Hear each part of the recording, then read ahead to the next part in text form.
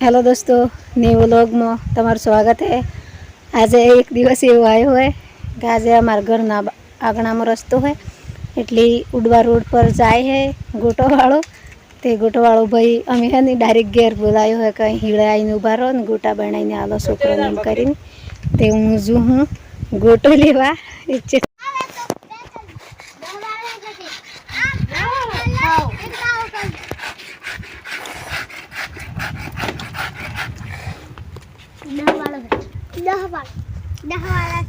तो पैसा एक बीजो बनाई केवा लागी गोटा मस्त लागी बेटा खरा बनाई लगा लूं जरा जेली जेली मस्त ठंडा ठंडा कर ले ए काजू एक कालो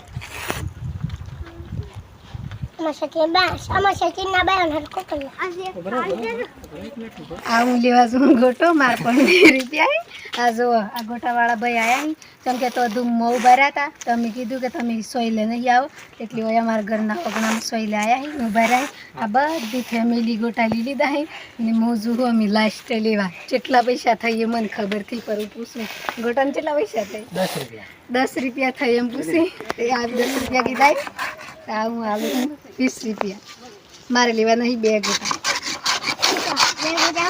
तो हाथ में पकड़ो वाला बता कंफर्म થઈ જાય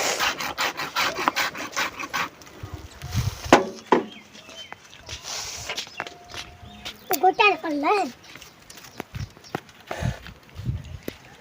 मिक्स करो बोला एक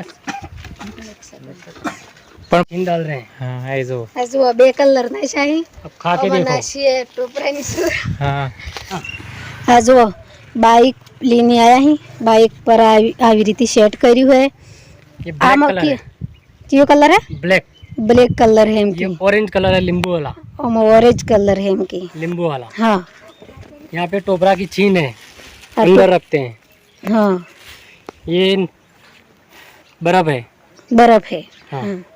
ये बनाने वाला रंधा है हाँ तो आज अच्छी रीति बनावी आज तमने गोटो ना बारा में पूरी खबर पड़ी जा ये ऐसा बनता है गोला हाँ हाँ ये लकड़ी को तोड़ना पड़ता है फिर हाँ। ऐसा डालना पड़ता है हाँ।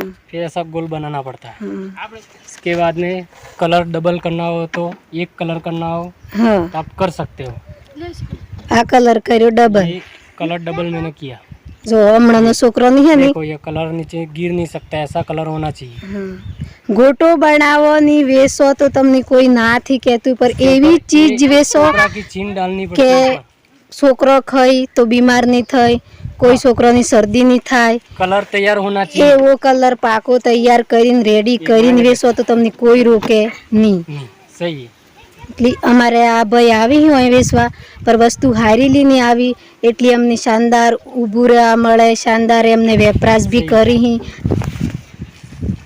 આ બરફ है ઓના કેટલા પૈસા થઈ ये 250 रुपया 300 रुपया का आता है हाँ सीजन में 400 भी लेते हैं हाँ। और बिना सीजन का 250 रुपया में पड़ता है हाँ। और कलर 150 300 का कलर आता है इसके बाद में 1 किलो टोपरा की छीन इसके बाद में ये पड़िया जाते हैं 1 रुपये का एक पड़ता है वो फ्री में देते नहीं 10 रुपये का पैकेट आता है हम उसी में ही सिखाते हाँ इसमें जाता है टोटल होके 5.5 रुपया खर्चा बैठता है इसमें कलर का गोदा का टोपरा का आपको बचत कितनी मिलती है उसमें 450 500 रुपया बचत हो जाती है दिन की तो ये पूरी बिकाई होती है उसमें तुम्हारा घर का खर्चा निकल जाता है दिन का निकलेंगे तो क्या करें पानी का संभावना नहीं है हाँ। यहाँ पे कोई फैक्ट्री नहीं है यहाँ पे कोई फसल नहीं है हाँ, तो क्या करें बैठ के घर पे हाँ, इसलिए कुछ भी धंधा करना चाहिए 200 रुपया मिले तो भी दिन का हो जाता है इसमें गुजारा चलाना पड़ता है गाँव में करते हैं कलर अच्छा तैयार लाते हैं बर्फ तो डायरेक्ट डेयरी में से मिलता है कोई बाहर से मिलता नहीं है सब आइटम अच्छी वापरते हैं इसके लिए गांव में बेचते हैं तो चलता है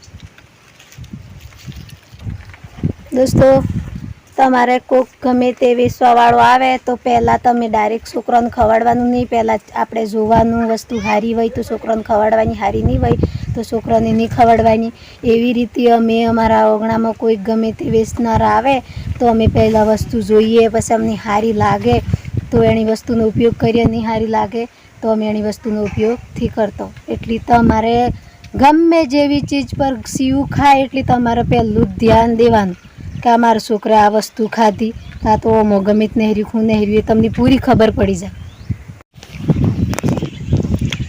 દોસ્તો આજે પૂરું વાતાવરણ બદલાઈ ગયું.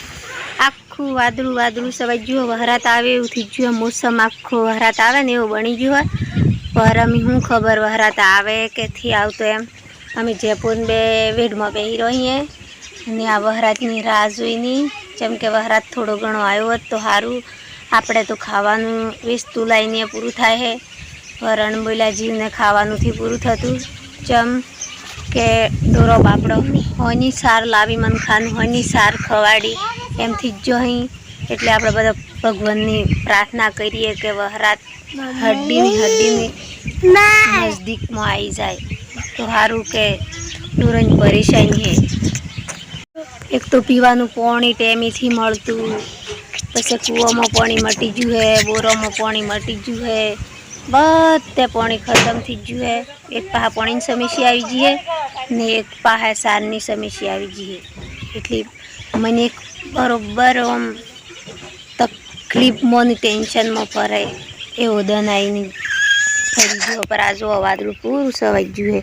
આવું મોસમ થાય એટલે કિસાનના મનમાં ખુશી આવે ને વહરાત નહીં આવે એટલે પાછું દુઃખી થઈ જાય.